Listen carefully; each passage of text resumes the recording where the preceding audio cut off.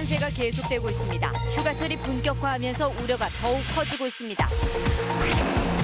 폐기물을 먹여 퇴비를 생산한다는 지렁이 농장 상당수가 불법 운영되고 있는 것으로 드러났습니다. 자치단체가 만든 반려동물 공공장례식장이 전국에서 처음으로 임실의 문을 열었습니다.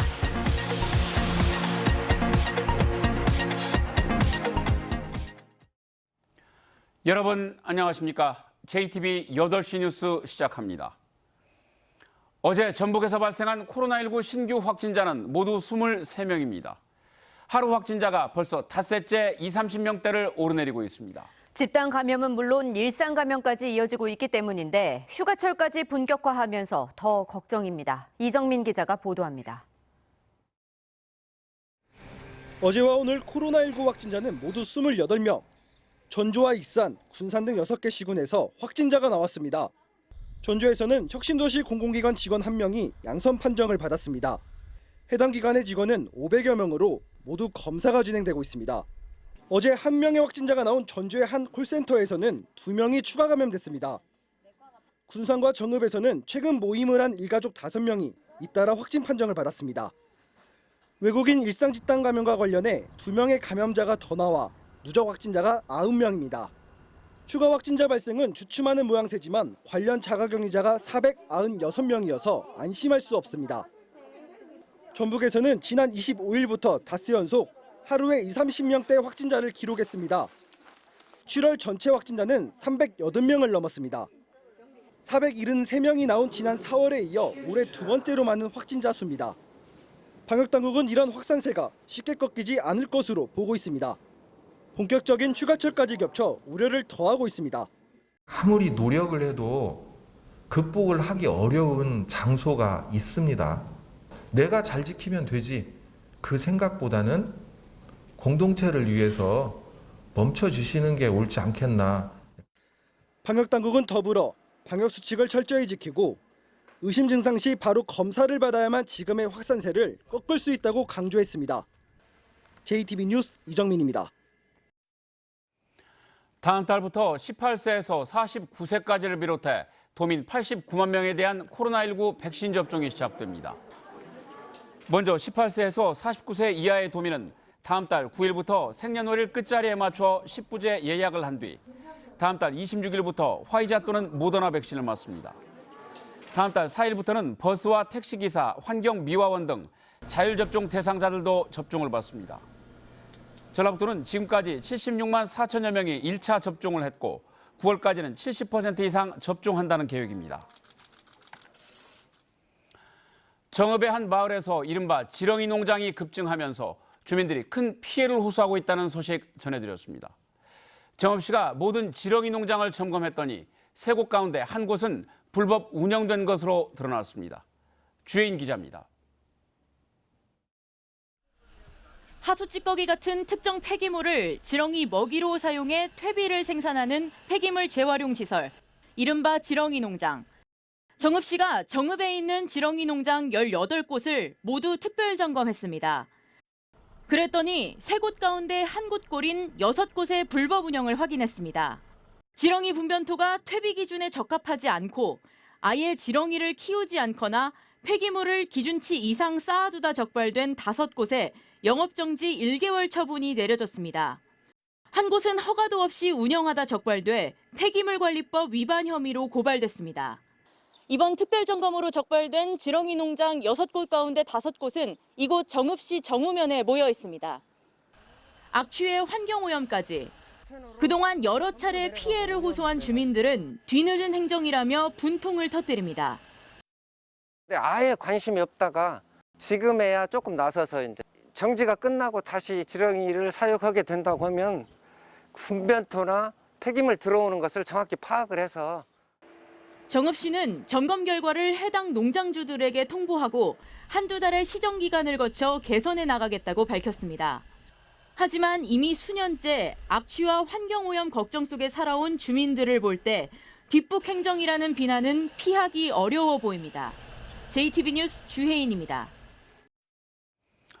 전주시가 다음 달 13일부터 출생 축하금을 올려 지급합니다. 첫째 아이는 30만 원, 둘째 아이는 50만 원으로 종전에 비해 20만 원씩 인상됩니다. 또 셋째 아이는 70만 원이 오른 100만 원으로 12달 동안 지급받는 자녀 양육비까지 더하면 모두 220만 원을 받게 됩니다. 공공동물 장묘시설인 오수패 추모공원이 문을 열었습니다. 민간 장례식장은 많지만 자치단체가 만든 건 전국에서 처음입니다. 반려동물 산업의 성지를 꿈꾸는 임실군의 미래가 한 걸음씩 가까워지고 있습니다. 정원일 기자입니다. 산자락을 따라 만제곱미터 부지에 반려동물 추모공원이 자리를 잡았습니다. 2층 규모로 장례식장과 화장장, 추모관 등 관련 시설을 고루 갖췄습니다. 봉안실 보관함만 1,398기 이르는 등 전국 최대 규모입니다.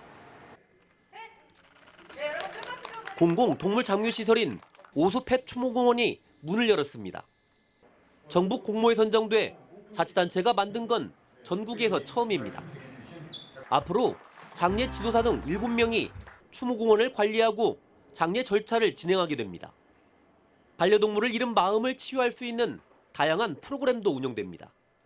1,500만 정도 예상을 하고 있는데 그중에 화장으로 인한 수요는 아직까지 8%에 미치지 않습니다. 그래서 우리 공공 장묘식장이 주도를 해서 이게 8%를 10%, 20%대까지 올릴 수 있도록.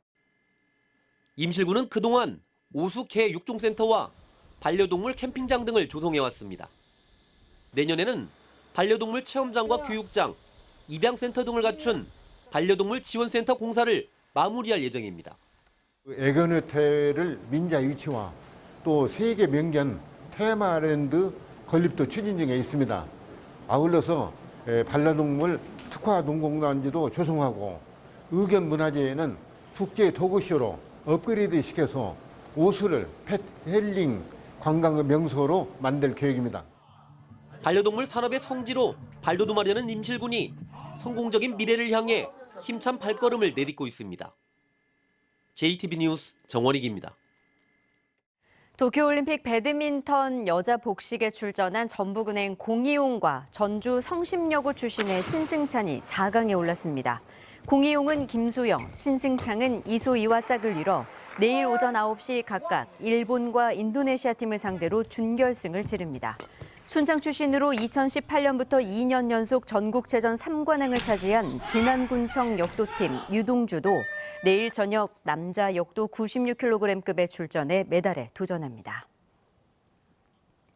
지난해 8월 큰 수해가 난 남원과 순창, 임실과 전남 곡성 등 섬진강댐 하류 7개 시군이 최근 발표된 수해 원인 조사 결론을 비판하고 나섰습니다.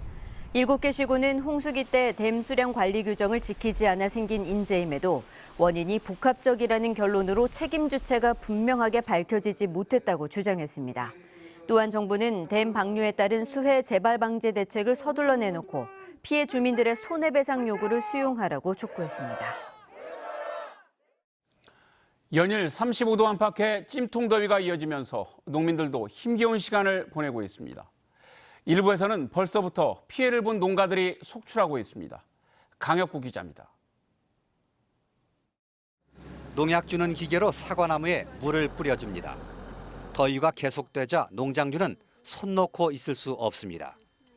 고온에 장시간 노출되면서 화상을 입은 것처럼 사과 표면이 붉게 변했습니다.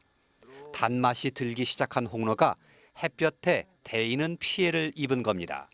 이 상태로 가면 한 40% 이상은 일수 피해가 생기죠. 우리 농가 같은 경우는 완전 적자고 삶이 막막하죠. 더위에 지친 젖소는 사료를 덜 먹습니다. 영양에 문제가 생길 수 있기 때문에 세심한 관리가 필요합니다. 농무 사료를 조금 더 이제 많이 준다던가 아니면은 바로 에너지원으로 활용할 수 있는 글리세린 같은 거를 저희는 이제 급여를 따로 조금 더 이제 증량해서 급여를 하고 있고요.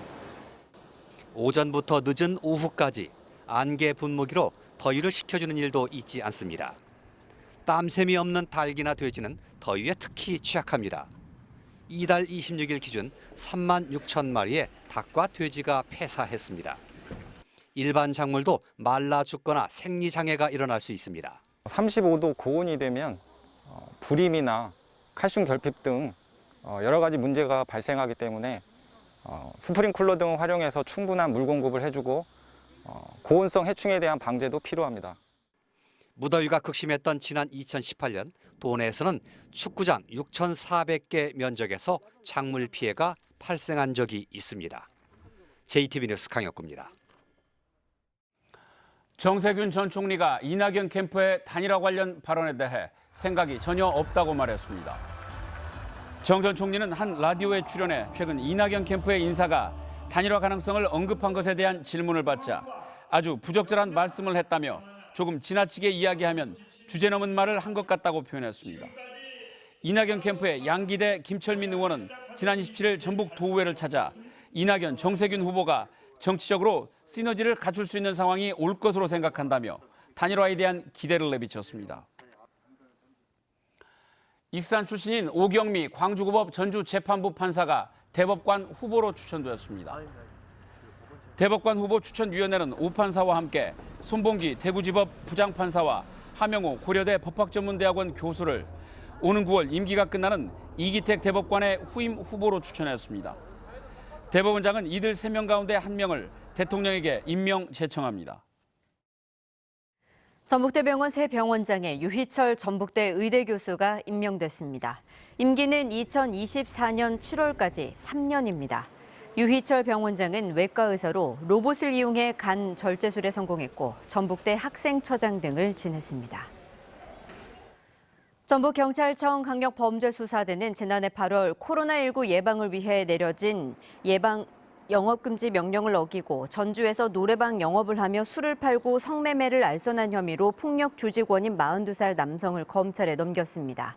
이 남성은 11일간 영업하며 2억 원의 수익을 올렸습니다. 또 여성 접대부 4명과 손님 53명도 감염병 예방법 위반 혐의로 입건돼 검찰에 송치됐습니다. 경찰은 폭력 조직원이 다른 사람 명의로 영업했고 손님의 신원을 확인하기가 어려워 수사가 길어졌다고 밝혔습니다. 전북교육청이 다음 달 11일 올해 2번째로 치러질 검정고시 시험장 3곳을 공고했습니다. 전주 오송중과 평화중, 아중중으로 1,042명의 응시자별 시험장은 전북교육청 인터넷 홈페이지에서 확인할 수 있습니다. 코로나19 확진자와 자가격리자는 별도 시험장에서 시험을 볼 수 있는데 시험 하루 전날인 다음 달 10일 오후 6시까지 신청서를 내야 합니다. 전주 완산경찰서는 지난 26일 전주의 한 술집에서 소란을 피우다가 신고를 받고 출동한 경찰관을 폭행한 혐의로 56살 여성을 구속했습니다. 이 여성은 술집 직원이 자신을 무시해 화가 났다고 경찰에 진술한 것으로 알려졌습니다. 오늘 저녁부터 내일 아침까지 5에서 30mm의 비가 내리겠습니다. 비는 일요일인 모레 낮과 밤 사이, 다음 주 월요일 새벽에도 내리겠고 폭염은 계속 이어지겠습니다. 현재 14개 시군에는 폭염특보가 내려져 있습니다. 내일 낮 최고 기온은 31도에서 34도로 예상됩니다. 서해안을 중심으로는 열대야도 나타나겠습니다.